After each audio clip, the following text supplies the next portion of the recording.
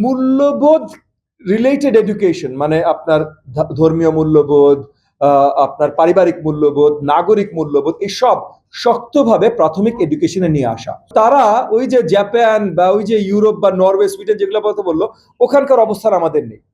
তারা এক্স্যাক্টলি যেটা করে, এটা আমাদের এখানে করতে গেলে কখনোই ঠিকভাবে হবে না।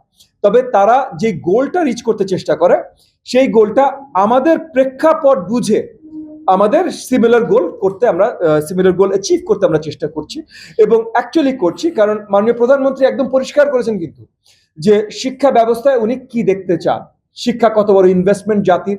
এবং প্রাথমিক শিক্ষা ব্যবস্থায় আমাদের মূল লক্ষ্য ফাউন্ডেশনাল লার্নিং একদম 100% মজবুত করা এবং মূল্যবোধ রিলেটেড এডুকেশন, মানে আপনার ধর্মীয় মূল্যবোধ, আপনার পারিবারিক মূল্যবোধ, নাগরিক মূল্যবোধ, এসব শক্তভাবে প্রাথমিক এডুকেশনে নিয়ে আসা। সো আমরা নতুন কারিকুলামের কাজ করছি। এই নতুন কারিকুলাম রিলেটেড আজকেও আমাদের ওই যে প্রথম সেশনে এটা নিয়ে অনেকক্ষণ আলোচনা হয়েছে আমাদের অ্যাডমিনিস্ট্রেটিভ অফিসারদের সাথে।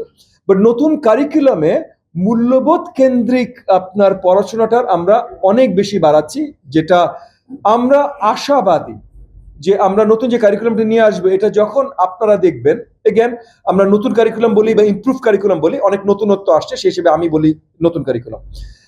আমরা আশাবাদী যে আপনারা যখন জানবেন, কারণ এখন আমরা তৈরির কাজে আছি, আমরা নিজেরাও জানি না কমপ্লিট প্রোডাক্ট কি, কারণ তৈরির কাজ চলছে, কিন্তু আমরা তৈরির কাজের দায়িত্ব দেশ বরেণ্য স্পেশালিস্টদের দিয়েছি এবং একই সাথে তাদের সহযোগিতা করবার জন্য বিশ্ব বরেণ্য অনেক অর্গানাইজেশনকে আমরা অ্যাড করেছি। তো সেই জায়গা থেকে আমরা অত্যন্ত আশাবাদী যে ফাইনাল প্রোডাক্ট এমন কিছু হবে যেটা দেখে আপনারা সবাইও সেটার মানে ইতিবাচক কথাগুলো আপনাদের কাছ থেকেও বেরিয়ে আসবে ইনশাআল্লাহ।